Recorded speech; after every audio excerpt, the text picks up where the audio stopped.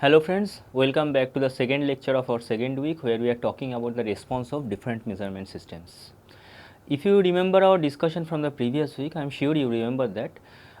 There we have talked about the characteristics of a measurement system, and primarily there are two kinds of classifications we get. One is the static characteristics where we talk about both time invariant input and output. That means neither of the input and output changes with time, both are perfectly in under steady state condition. So then whatever we get, that we call the static characteristics. Common static characteristics we have already discussed last week, like sensitivity, linearity, zero bias, resolution, then drift, hysteresis, etc. different kinds of static sensitivity, or I should say static characteristics, not sensitivity. We have already seen different examples of each of those characteristics, and also from some given information how to harness information about each of the static characteristics. Some of the exercises we have also done. I am sure you have done the assignments also where similar questions are there.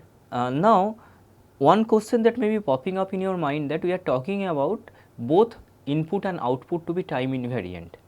And the very common perception there may be, if the input is a steady one, that is it is not varying with time, then you can expect the output from your measurement system also to be time invariant. And then why you need to mention both input and output separately? The answer to this question is that it may be possible, even if your input is under steady state time invariant, your output, that is the output that you are going to get from your measurement system, may keep on varying with time, and we shall shortly be seeing a few examples right in this particular lecture. And therefore, to ensure the static characteristic, both input and output needs to be time invariant, and then only we can talk about those characteristics like sensitivity and linearity and resolution, etc. However, when the both of them are varying with time, or at least the output is varying with time, we talk about the dynamic characteristic. And in this week's content, we are primarily talking about the dynamic response of a system. And some of such characteristics we have already discussed in the previous lecture, where we focused quite a bit on different kinds of inputs, particularly the time varying inputs in the form of periodic function. We know that whenever we are dealing with a periodic function, however complicated it may be, using the Fourier transform we can always convert that to a series of or a summation of a series of sine and cosines, and from there we can easily identify the amplitude and frequency, and if there is any phase lag at all for each of those components, and we can represent them either as a time signature or in terms of the frequency spectrum, etc. And when that kind of input signal, periodic or sometimes maybe time varying but non-periodic signals are imposed on measurement system, of course the output is also going to be varying with time.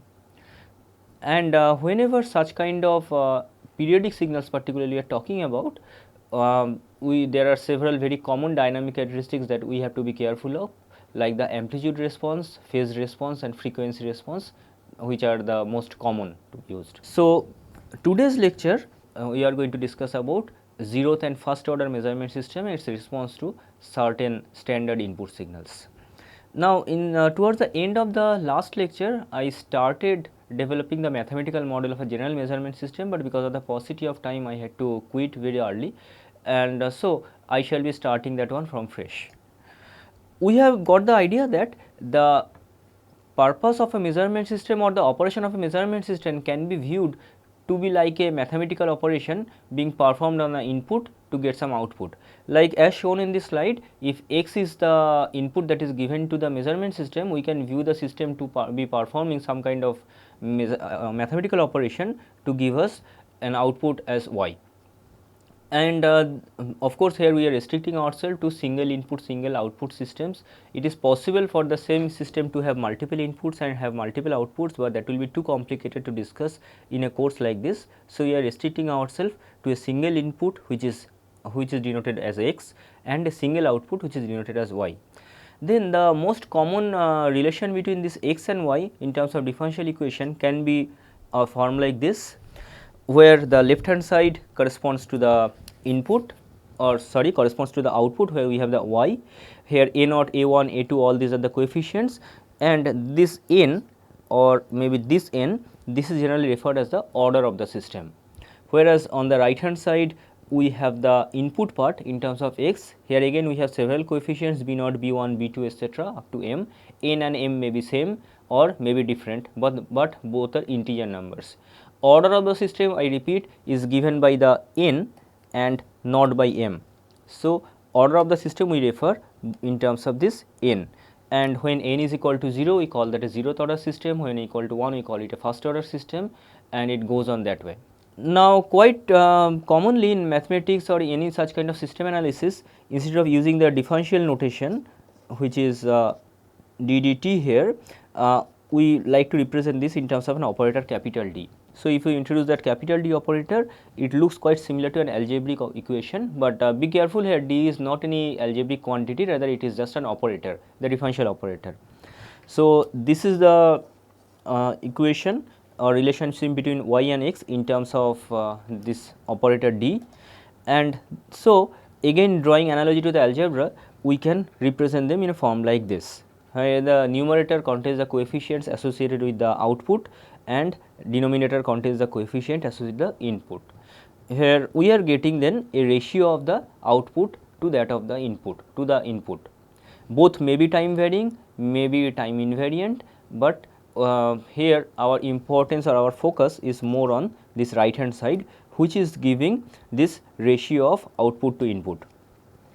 Quite often here, when we are dealing with a higher order equation, that is n is higher than n is a high value or n has a large magnitude, then dealing with such ordinary differential equation may be quite complicated, and that is why quite often for solving such equations, instead of directly solving that in the time domain, we prefer to perform a Laplace transform, so that the instead of using this time t as the independent variable, we get that to convert it to s, which is the frequency domain parameter.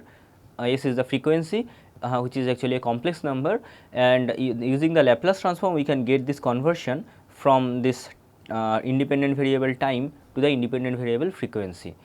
And I have already asked you last week itself to take a look at Laplace transform, just revise your Laplace transform exercises, and from that knowledge we know that the differentials can be directly related to S using the Laplace transform to have a form like this, where all these D operators can directly be replaced with this S to get a very similar algebraic operation like this. The advantage of this Laplace transform is that the ordinary differential equation that we have here with time as the independent variable gets converted to an algebraic equation with S as the primary variable, and hence we get this particular thing where input capital X is the Laplace transform version of the small x input small x, and capital Y is the again the output represented in the frequency domain, and in between we have the mathematical operator which is being performed on x to get y.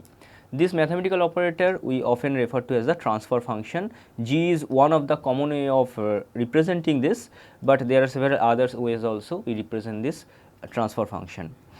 So, this concept of transfer function is a very important one in this topic of measurement system. Some of you may have already gone through some course of control systems, and their similar treatment you have already found. Actually, if you have already done control systems, the entire content of this week you may be very much familiar with. But the idea of transfer function is to represent the entire mathematical operation performed by this measurement system in terms of a single operator, which is this transfer function. And once we know the transfer function of one instrument, then we can very easily relate the input and output by performing corresponding mathematical manipulations.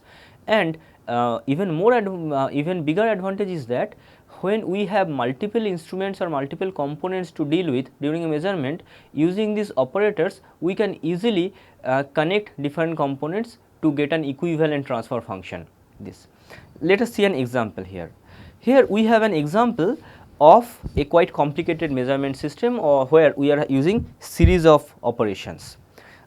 Here R refers to the input, Y refers to the output. Let us just instead of using R, let us just stick to our original notation X. So, X is the input, Y is the output, and here there are several operations being performed.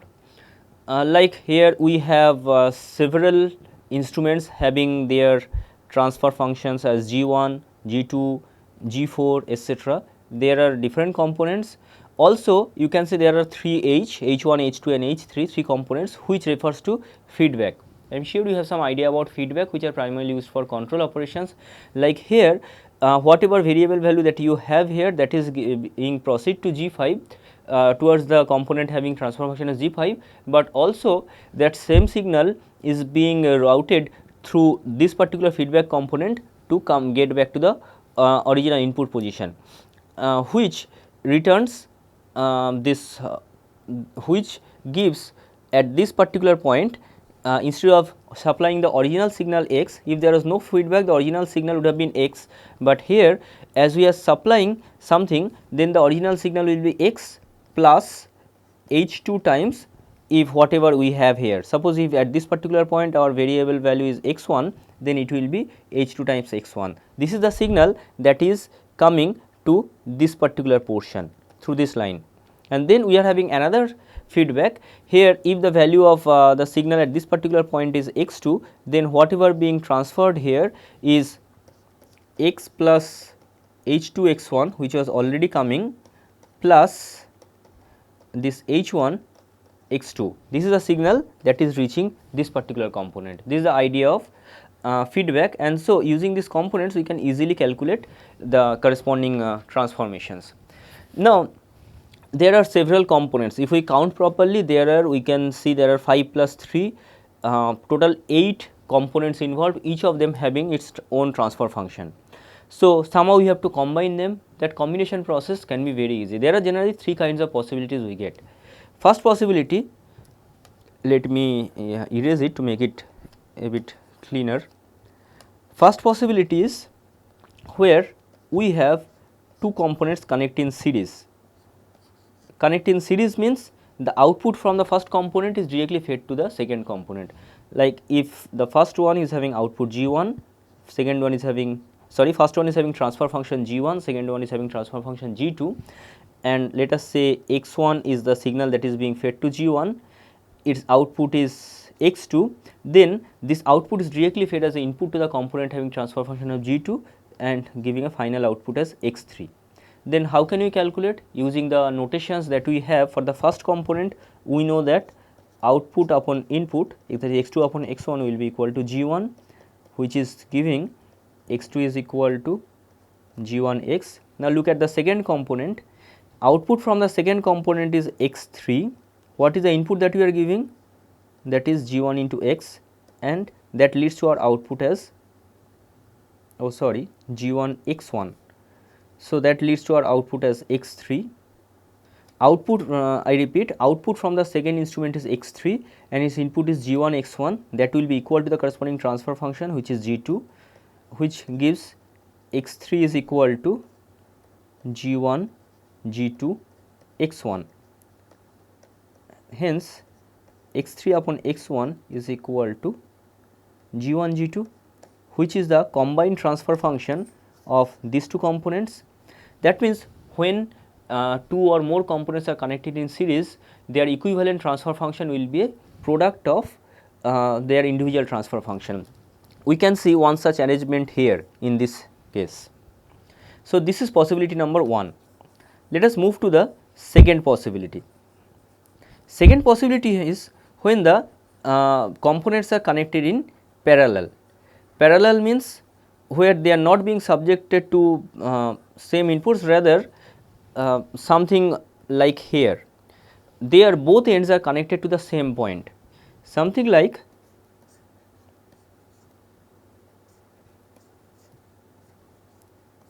say if x1 x is the net output that net input that you are supplying, a component of x, which is x1, is going to the first component having transfer function g1, and the remaining portion, that is x2, is going to the component having transfer function g2. So from the first component we are getting an output y1, from the second one we are getting an output y2, which is giving us the net output y. Now we can easily see that x will be equal to x1 plus x2. Now what will be the relation between x1 and y1? Using the definition of transfer function, we know y1 upon x1 will be equal to g1, and y2 upon x2 will be equal to g2. Hence, y, which is y1 plus y2, that will be equal to g1 x1 plus g2 x2. So, this is the net output that we are going to get, and if our interest is to get the net transfer function or equivalent transfer function of this full assembly, then we have to get a relationship between the net output y by net output x, which will be of course g1 x1 upon x plus g2 x2 upon x.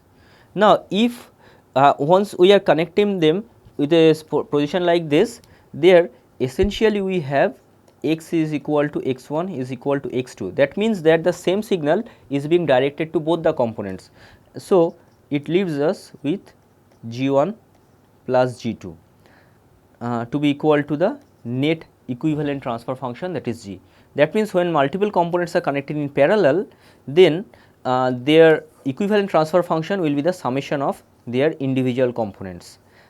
So, using this particular knowledge, we can clearly say that, like say for this particular assembly, our equivalent transfer function will be g1 into g2, whereas for this particular assembly our equivalent transfer function will be g3 plus g4, and that is what we have here, g1 into g2 here replacing the g1 and g2 individual components, and here again g3 plus g4 replacing the individual components. Now, we have another situation here which represents or which involves one feedback. Now, the idea of feedback is that, say, let me clean it again. Idea of feedback is that, let you have an input x being transferred to a component having transfer function g to get a net output y, but you want to control the value of x itself. Then this output whatever we are getting, this y itself is routed back to a feedback controller, generally denoted as h, corresponding transfer function, and supplied to this, where they may be connected by a suitable summation based components. So, x is being supplied here, and also a modified portion of y is also being supplied here, giving us this net. So, this one may be now become x1, and we are getting y as the output from this. Then what will be your x1? x1 will be equal to x, which is the original input, plus h times y.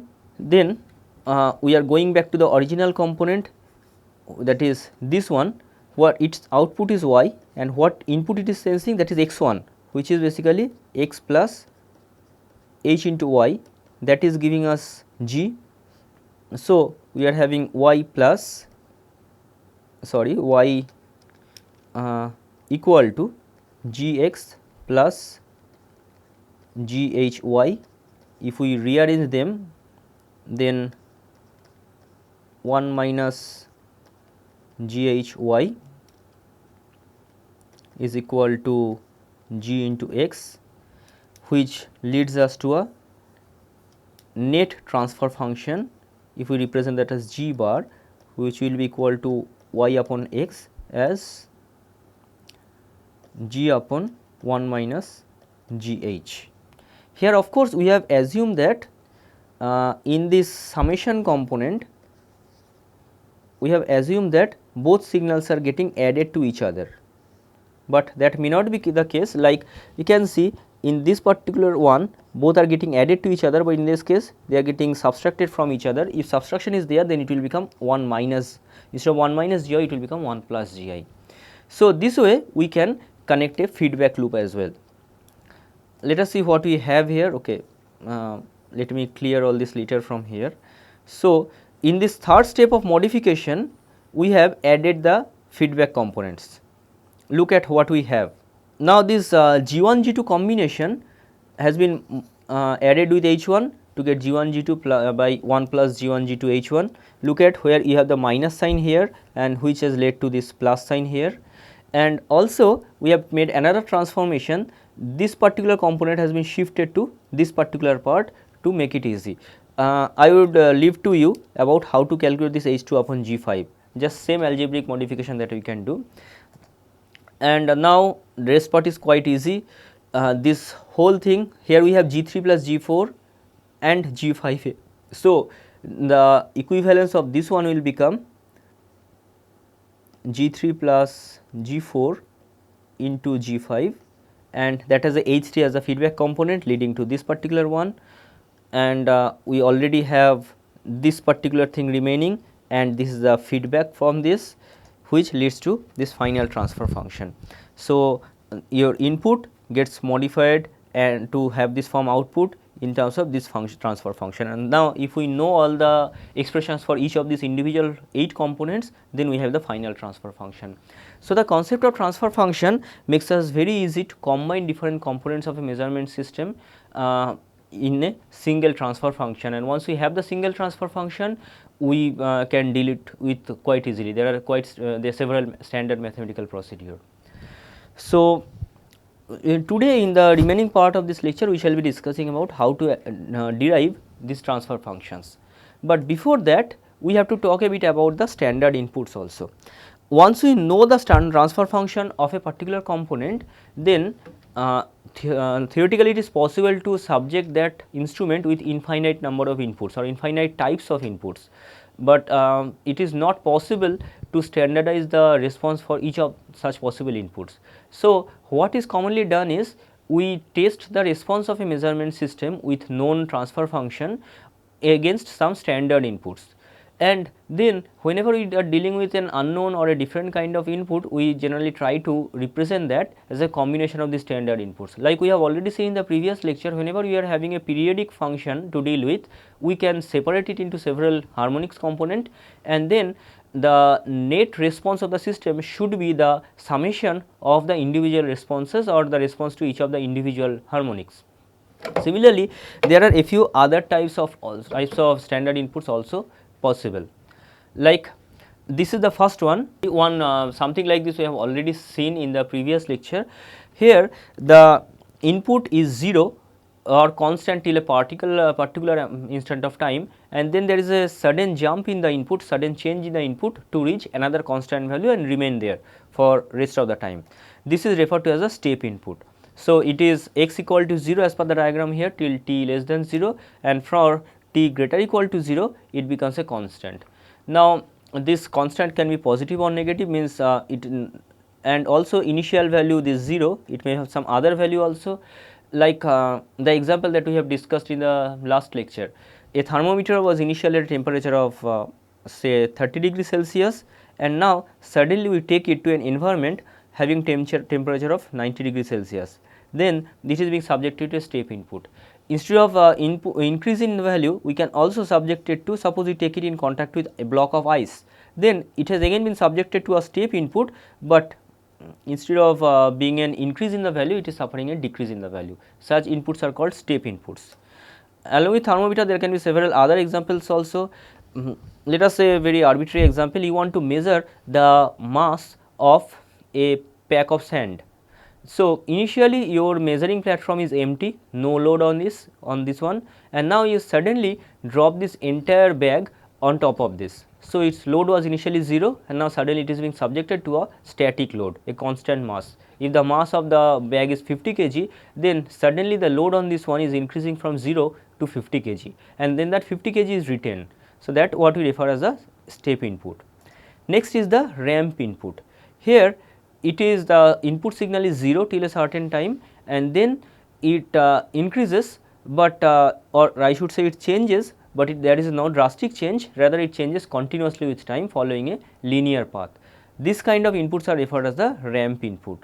So, it is input is equal to 0 initially, and from t equal to 0, t greater equal to 0 onwards, it is a linear function of time where a is certain A may be giving you the slope of this particular line.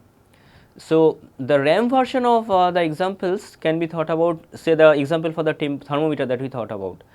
We initially you have a pool of water and your thermometer is being dipped into this pool. this is the thermometer bulb dipped into this pool, both the thermometer bulb and the water at the same temperature. Now suddenly you take this assembly into a heater and started heating the water at a constant rate. Then we can expect the temperature of water to increase also following a constant rate, and hence the thermometer will be sensing a continuous change in its input value, input temperature value, something resembling the ramp input. If we talk about the pack of sand, instead of suddenly dropping the entire bag, we kept on adding sand on the measuring platform at a constant rate. We just cut open the bag, and then at a constant rate we keep on dropping the sand on this.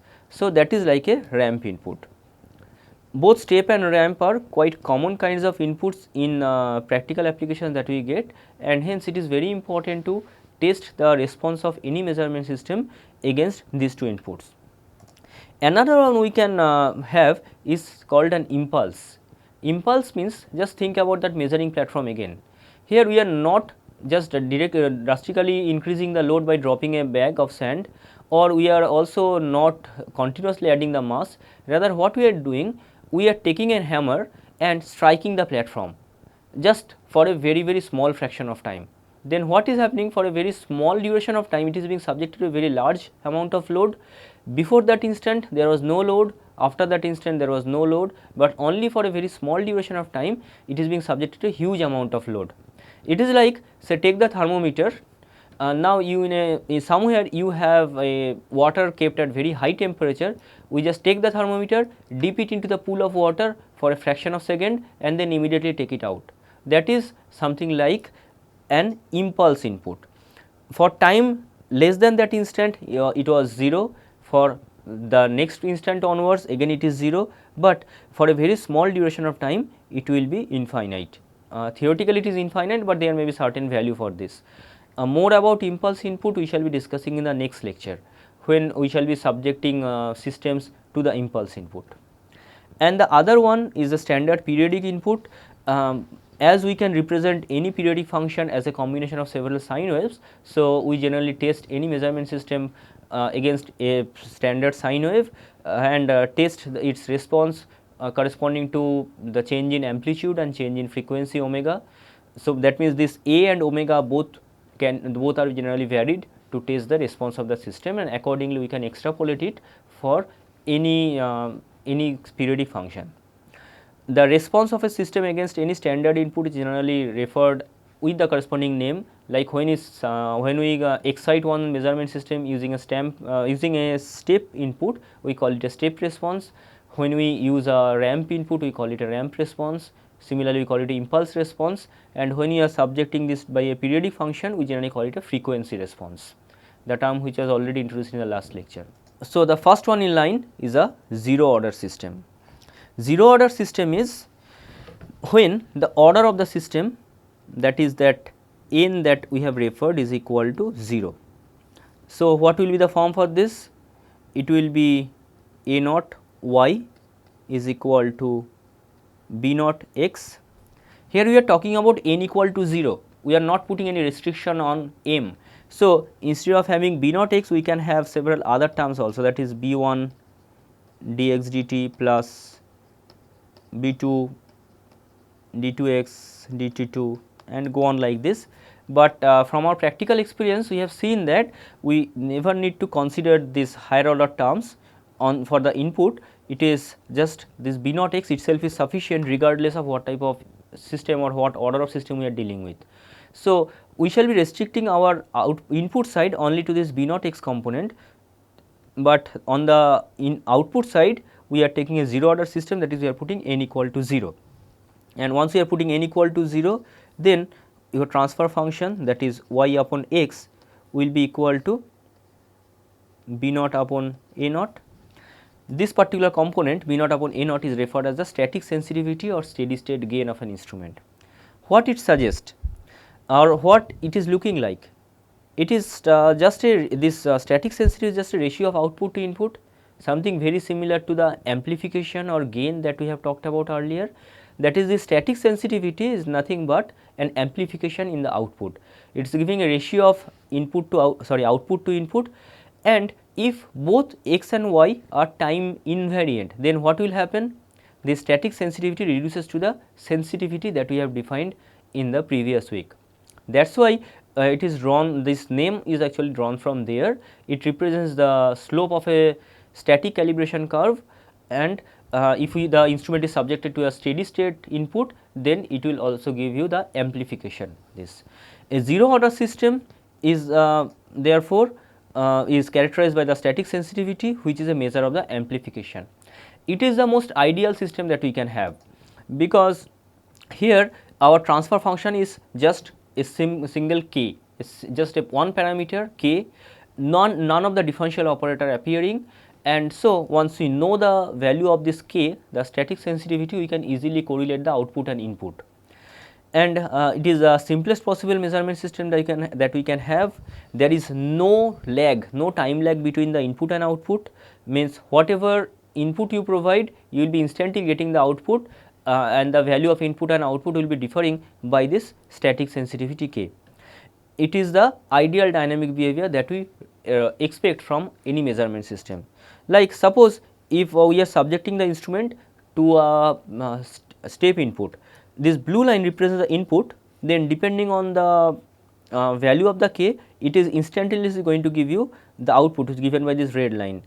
Depending upon the value of k, the output magnitude can be higher than the input magnitude or can be less than this, or if k equal to 1, both the red and blue line will superimpose on each other, but there is no time lag. That is, you can see here, as soon as you provide the input, your system is able to respond. It is immediately giving the output value, which is what we want, means we do not have to wait to get any measurement, we can get the measured value immediately.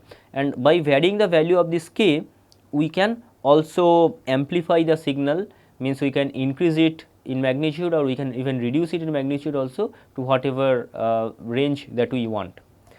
Even when it is subjected to some kind of periodic signal, just look at this. Here as the output, the red one again showing the output. In the output, we are again getting another sine wave having the same frequency, but maybe a different amplitude depending upon the static sensitivity of your instrument. So, zero order system is the most ideal system that we want, which is able to provide instantaneous response to your system. Like look at this case.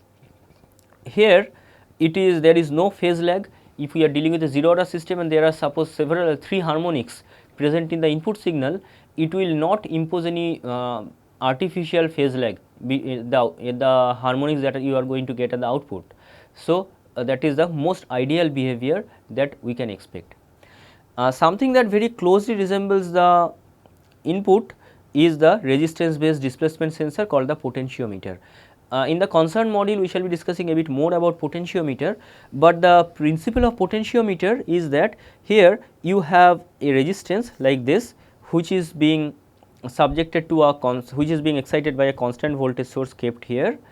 Let us say the height of the resistance is this xi, or say x1 is the original height of the resistance, and the displacement that you want to measure or the displacement of the device of the system which you want to measure, that is being connected with this particular needle, and this needle, as the system is moving, this needle keeps on moving up and down along this resistor. So as the system is moving up and down, accordingly the voltage available at this side, that also will keep on varying. And suppose if the total resistance, if resistance we take as proportional to the length of the resistor, then x1 is the original length, and at a particular instant of time your indicator is connecting this x2. Then if E is the voltage that is being imposed and small e refers to the voltage, or small e naught is refers to the voltage that your indicator is showing, what will be the ratio?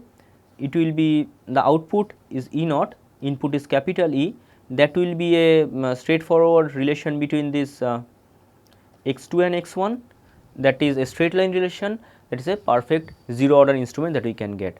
Instead of being such a linear scale, sometimes we can also use an angular scale to measure the angular displacement, but regarding potentiometer we shall be talking about a bit more. Another system, another very common system which you already know about, which is also quite can be thought about as a zero order system, can be a spring gauge, which or a spring balance, I should say, a spring balance which we generally use for measuring the weight something.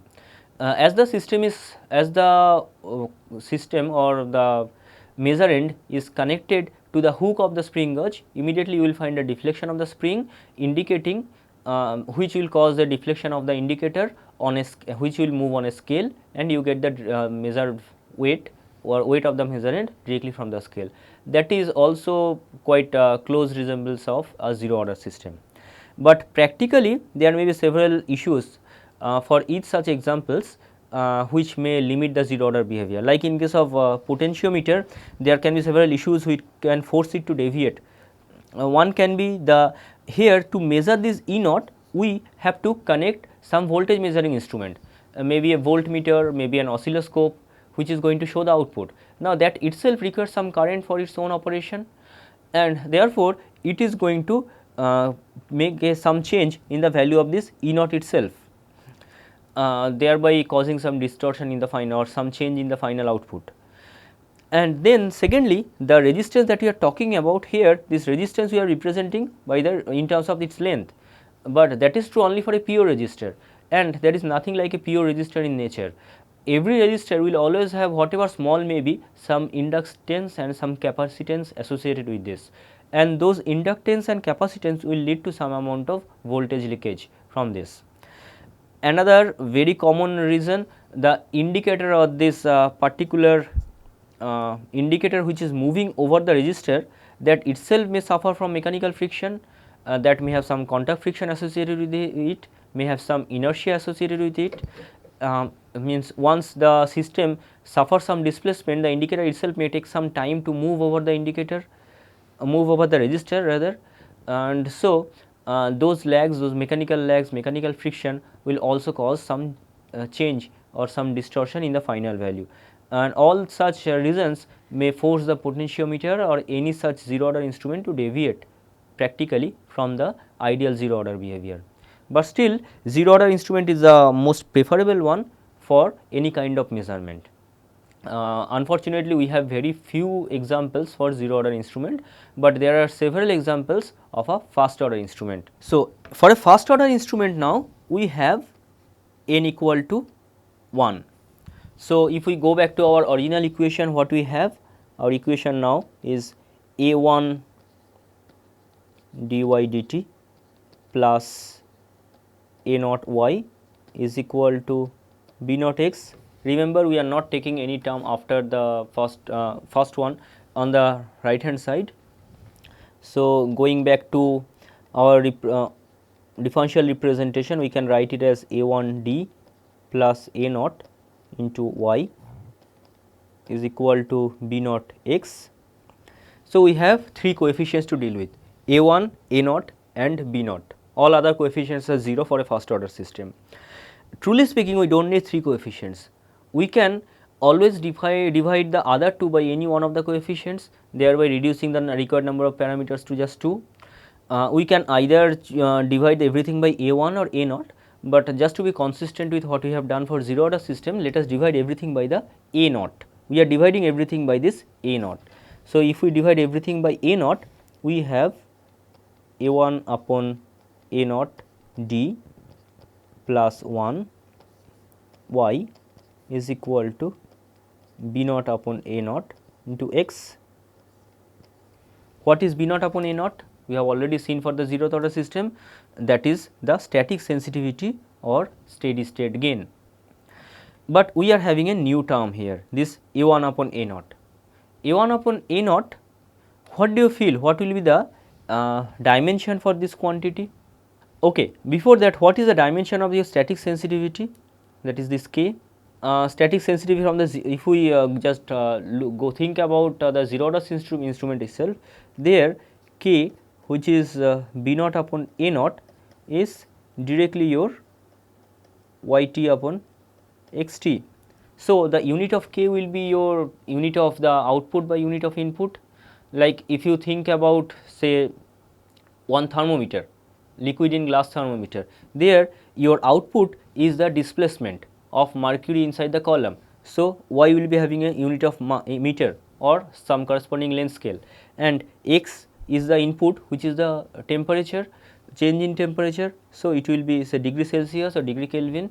So output to input, whatever is the unit, the same will be the unit for this K. But what about this quantity A1 upon A naught? Look at this particular equation carefully. A1 upon A naught, whatever may be the nature of your x and y, you will always find this.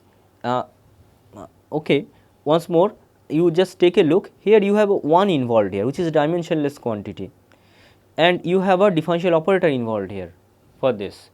So if you look at carefully, your this A1 upon A naught will always have a dimension of time.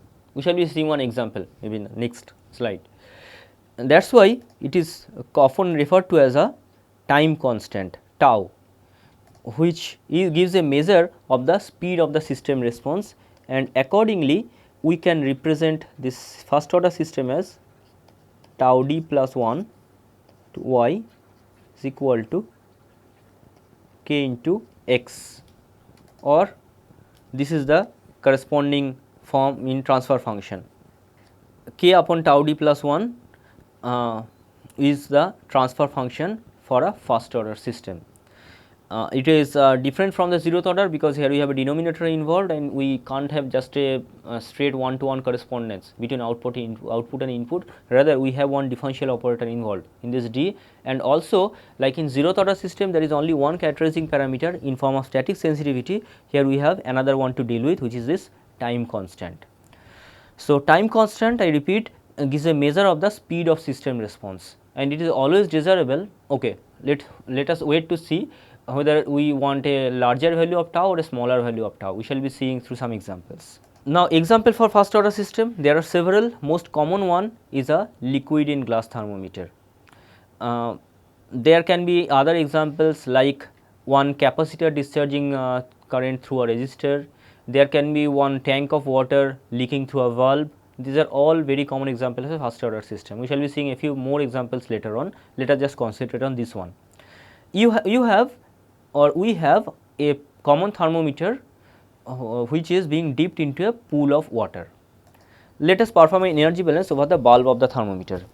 Now if we think about the thermometer bulb, say this is your thermometer bulb, maybe a very bad drawing of that.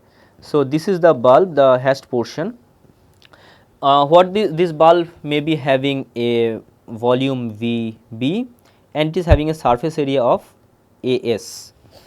So valve is having a volume VB and a surface area of AS.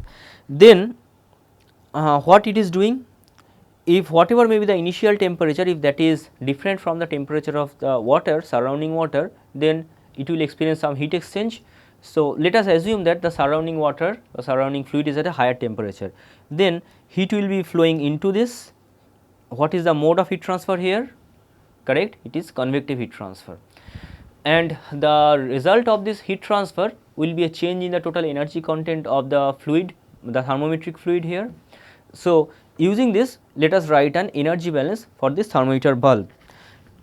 So how much energy that is being supplied in the form of convection, that will be U, which is the overall heat transfer coefficient, into the surface area, which is this AS, into the T of the surrounding fluid, let us say T infinity refers to the surrounding fluid, minus Tf refers to the thermometric fluid. Both can be function of time. Of course, T infinity itself can be a function of time, and the fluid temperature Tf definitely is a function of time. Let us neglect any heat loss from this. So this is the amount of heat addition, there is no loss. This entire quantity will lead to a change in the energy content of the system. Now how we can calculate the energy content of this, or how much is the energy change in this energy content? Let us perform this energy balance over a small interval dt. Then this is the total amount of energy that has been received by a thermometer bulb, minus there is no loss. And if this over this small period of time dt, let us say there is dTf amount of change in the temperature of the thermometric fluid, maybe mercury, then how much will be the change in total energy content? That will be the mass of the thermometric fluid, which is rho into Vb into its specific heat into the change in its temperature. This here C is the specific heat, rho is the density, both corresponds to the thermometric fluid, Vb as we have mentioned. And so, we simplify this. So, we have UAS T infinity minus UAS Tf is equal to rho VBC to dTf dt, or write in more formal way, rho VBC dTf dt plus UAS of Tf is equal to UAS T infinity. Remember, T infinity itself can be a function of time. So, how this equation is looking like? Very similar to a first order equation, like here this one is your A1, this one is your A naught, and this one is your B naught. T infinity represents the x, Tf represents the y, and time is a variable for this. But think about the thermometer itself. Our output, is it coming in terms of Tf? Because actual system output is coming only in terms of expansion of the fluid through the capillary tube. So, we have to somehow convert this Tf to the expansion of the fluid in the capillary tube. Let us assume that when Tf was equal to 0, all the mercury or all the fluid was restricted inside the bulb. And so, there was the length L of fluid column in the capillary, it was 0. As Tf keeps on increasing, L also keeps on increasing. Then how can we relate this Tf with L? If of course the length, or let us write, say at a certain instant of time, if L is the length of this thermometric fluid column in the mercury, what is the volume of that? Its volume is definitely L into cross section area of the capillary. Here AC refers to the cross section area of this particular capillary. So, L into AC is the total volume inside the total volume of mercury that is there inside the capillary. And from where this has come in? This has come in because of the thermometric or volumetric expansion of mercury which was there inside the bulb originally. So, if beta refers to the volumetric expansion coefficient, then beta into the original volume Vb into Tf, that gives the relationship in between L and Tf, or we can write Tf to be equal to AC upon beta Vb into L. So, let us replace this one in the earlier equation. So, if we go back to the earlier equation, then we have rho VBC into, from here we can also write that dTf will be equal to AC upon beta Vb into dl. So, putting it there, we have AC upon beta Vb into dl dt plus original equation at UAS into AC upon beta Vb into L, of course, is equal to UAS T infinity. So, the original equation we have now converted in terms of Tf, it was there, now we have converted that to the terms in terms of L, and L is the output and T infinity is the input. And now, if you divide everything by your A naught, that is this quantity, then what we are going to get? We are going to get rho VBC divided by UAS, that is going to be equal to dl dt plus L will be equal to beta Vb upon AC terms of T infinity. So, what we have? This is the final equation, just written in a much clearer fashion. So, this one, what is this one? Beta Vb by AC, this is the static sensitivity or steady state gain, and this rho C VB upon UAS, it is what? It is the time constant for a system. Of course, while so we have a situation of a first order system where we already got the expression for both static sensitivity and the time constant, and once we know these parameters, like you can just look at this, VB, AS and AC are geometric parameters. VB refers to the volume of the bulb, AS is the surface area of the bulb, and AC is the cross section area of the capillary tube. So, once you are having the thermometer, you have all this information known. Rho, C and beta are properties of the fluid that you are using, mercury or whatever. So, those are also generally well known, and only problem is with this U. U is the overall heat transfer coefficient. Now, U may depend on the surrounding or generally depends on the surrounding. Like if the thermometer is dipped into a stagnant pool of liquid, whatever will be your heat transfer coefficient, if it is dipped into a flowing field of liquid, then we can expect U to be much higher. And also if it is dipped into, instead of liquid, if we keep it in air, then U will be much lower. So, U is not truly a system parameter, we need some information about the surrounding as well to get a measure of U. But like in case of zeroth order system, there are also several factors which may cause the first order system to deviate from its first order behavior. Like there are several assumptions we have already taken in this derivation.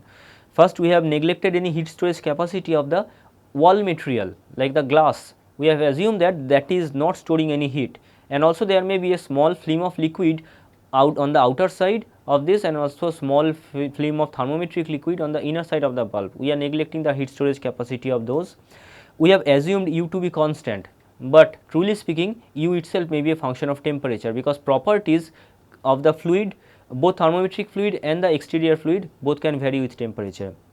We have neglected the expansion and contraction of the bulb. That is not a bad assumption, truly speaking. Like glass kind of material has a very small expansion coefficient and generally are negligible as long as the temperature change is limited. We have neglected any heat conduction along the stem to the upper side of the capillary tube. Again, if we choose a material with very low thermal conductivity, this is not a bad assumption. Constant mass of fluid inside the bulb that we have assumed.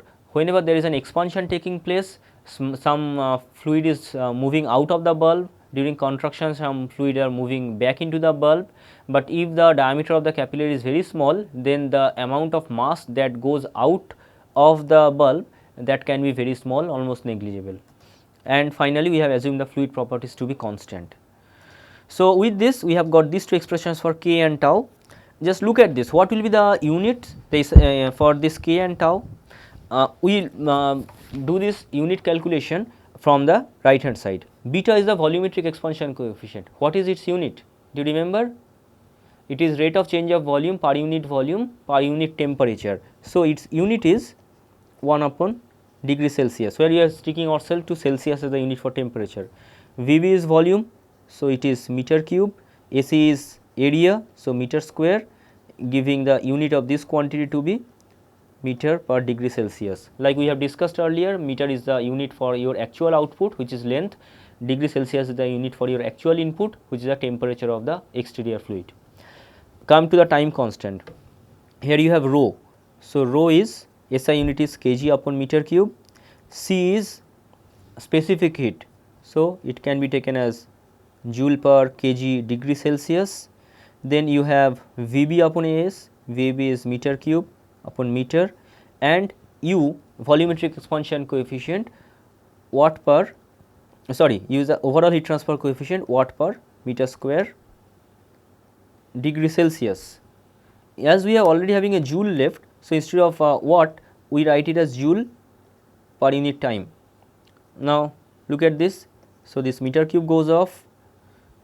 Here we have a meter square. This corresponds to the AS. So, the meter square goes off, degree Celsius, joule, and also kg goes off, leaving only this second, which is the time constant for this. And also another thing we can look for, if we want to increase the sensitivity of your thermometer, what we have to do? Firstly, we have to choose an instrument which is choose a fluid which is having high beta, and we also have to design it such that this ratio VB upon AC, VB upon AC will come not into picture. We have to ensure that the volume of the bulb is high and the cross section area of the capillary is very small. Similarly, if we think about time constant, if we want high time constant, rho c should be high, rho c product, again Vb should be high and surface area should be low, whereas heat transfer coefficient again it should be as low as possible. So, a high value of Vb gives us high value of K and also high value of tau. High sensitivity is always desirable, but for time constant we do not know yet. Let us check it with respect to one standard input. In certain situations, however, the effect or the parameters, the way they affect K and tau, they may be contrary to each other. So, we may have to go for certain kind of optimization to identify both high sensitivity and favorable time constant. So, first we check the step response. We know this is the step response. So, how to do it? We know for a first order system, this is the way, this is the standard form. Here K is the static sensitivity and A is the input that we are giving for any value of tau, or sorry, any value of time greater than 0. So, we have to solve it. Any ordinary differential equation of this kind, where we can find the solution in two parts, one is called the complementary function, other is a particular integral. So, if I am just directly giving you the solution, if we solve it, for in this particular case the complementary function for y will be some constant c into e to the power minus t upon tau, whereas the particular integral in this case will be the right hand side itself, the Ka. So, the actual solution for y will be a summation of these two, that is c into e to the power minus t upon tau plus Ka, but c is an arbitrary constant. So, we have to get the value from our boundary conditions, or I should say initial conditions. What condition we know? We know that at t equal to 0 your y is equal to 0. So, if you put this value 0 will give you c into e to the power 0 plus Ka, leaving to us c is equal to minus of Ka.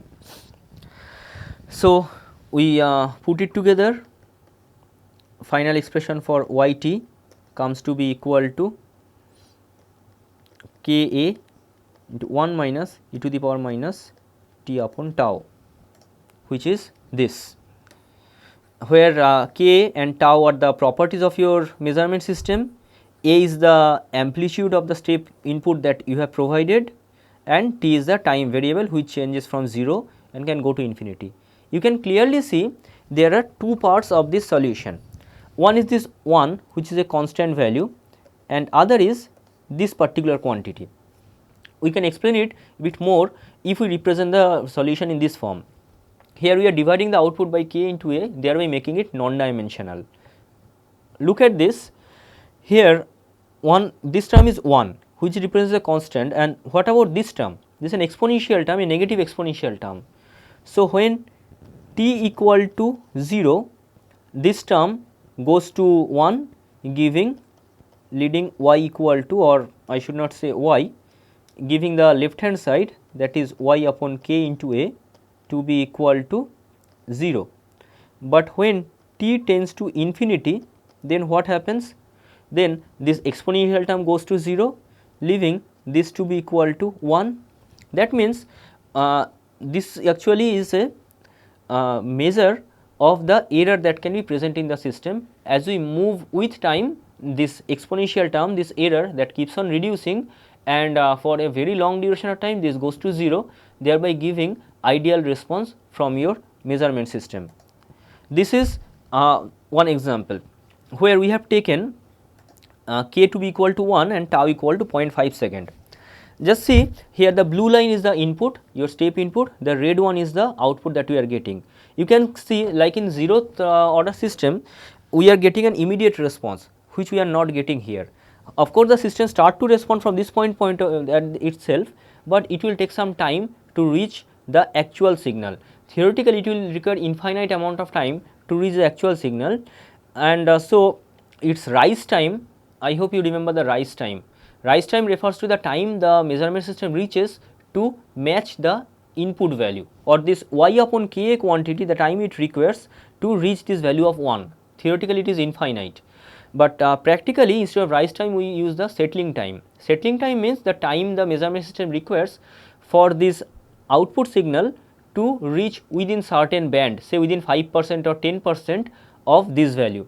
Like if we take a band of say 90%, then we are talking about this y upon k value to be greater than 0.9. Once this y upon k value becomes greater than 0.9, we can say that the output has reached within 10% of your desirable value. Let us say if this is the time, if this is the range, then we can say this is the point where your system enters that band. So, this particular period can be referred as your settling time. But let us now check what can be the effect of your time constant. Here we have compared 3 different time constant. The continuous red line is the same when this particular line refers to tau equal to 0.25 and this particular line refers to tau equal to 1. What we can see there? As the time constant is increasing, system requires more time to reach the actual output, or the settling time keeps on increasing. That is why it is always better to have a system with smaller time constant. That is logical also, because time constant gives you the speed of system response. Smaller the value of time constant, higher is the speed of system response. So, we always prefer a system to having a smaller time constant. Now, if you just refer back to the example of thermometer earlier we have used, there we have seen that when the VB increases, sensitivity increases, but time constant that also increases. Therefore, we may have to go for some kind of trade off, because higher volume of this bulb will give you higher sensitivity, but at the expense of lesser time constant, and time constant is very precious, because we can't wait infinite amount of time to get your output from the system. The measurement error is often referred as the input minus this y upon k quantity. So, in this case it will be a into e to the power minus t upon tau, and if we plot that with time, you can see that initially your measurement error is 1, which is referring to this particular point, and as the time goes on the error keeps on reducing. So, again if we are sticking to a 90% band, then we can allow a maximum of 10% error in measurement. Then something here somewhere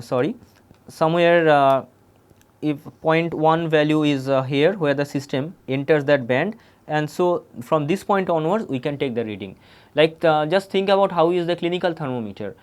We take it and put it in contact with our body, but we do not take the reading immediately, rather we wait for some time, and we take the reading after say 1.5 minutes or 2 minutes, because it has a certain time constant. It requires certain time to enter the allowable error limit, or for this error to become smaller than the allowable value, and then only we take the limits. Higher time constant is not desirable. We always prefer an instrument with a smaller time constant. We shall be checking another response today, that is the ramp response. We know this is the form of the ramp. So, this is the corresponding functional form, and if we solve this one following again the complementary function and particular integral, we are going to get a solution of this particular form, where we again have two parts, both cases the tau is involved, and check out the measurement error. Then we are having a form like this. Now, look carefully here. In the error, in the previous case we had only one part, which is an exponential term, a e to the power minus t upon tau with step input, but here we are having 1 minus that. This term, of course, as time goes on, this one goes to 0, but what we are left with when this tau, when your time t tends to infinity, your measurement error will become a upon tau. That means it attains a constant value. That means in case of ramp response, your system will always have some constant error, which is often referred as a steady state error, and it will never be able to reach the actual input value. As the input keeps on increasing, the output will keep on following that, but with a constant gap. Just follow this. Here again the blue line is the input, the red one, continuous one, is the output. So, in the initial period, over some period somewhat like this, the nature of the output also keeps on changing, but once it reaches this, you can see here there is a consistent gap that is maintained between input and output, which is this a tau quantity, this steady state error, the system will never be able to recover this error. Rather, you will always have, as long as the input keeps on increasing, output will keep on following it, but with this amount of error. The dotted line is something with a different time constant, again a different time constant, higher that smaller the time constant value, lesser is the amount of error in this case. So, this is the corresponding error. You can see the error initially is 0 here, and then it keeps on increasing and then becomes constant beyond a certain time for this. So, these are step and ramp response. We shall be talking a bit more on them in the next lecture, and we shall also be checking out the response of a first order system in terms of impulse and frequency response, and then we shall be moving on to the second order system. So, just to sum up what we have learned today, we have talked about the generalized representation, we have developed the generalized mathematical model, then transfer functions was introduced, and we have also seen how we can combine transfer function, and then we have talked about different standard inputs, step, ramp, impulse and frequency input or periodic input.